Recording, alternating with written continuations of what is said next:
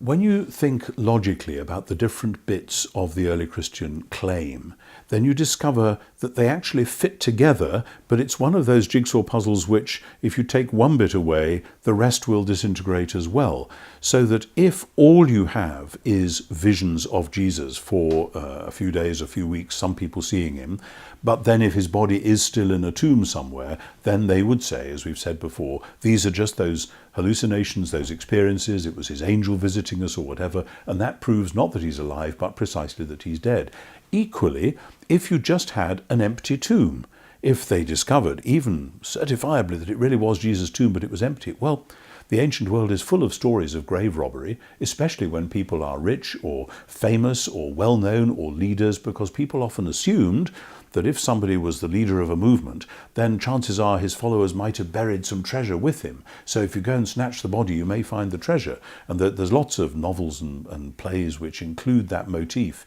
in the first century, actually, in the Greek world.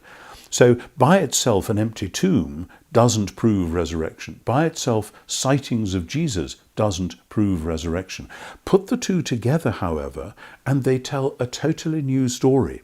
Now, for that reason, I do not believe what some scholars have suggested, that first you had empty tomb stories and only later you had appearance stories, or vice versa, that first you had appearance stories and only later you had empty tomb stories, because actually you wouldn't get the one without the other as meaning resurrection. By themselves, either half of that would simply mean this is a puzzle, this is a mystery, but he's clearly dead, and now what are we going to do? But the now what are we going to do bit is the crucial thing. If they hadn't had that total picture that he really was alive again, they would not have even begun to do and say and think what clearly, from very, very soon after Jesus' death, they did begin to do and say and think, which was not only to say,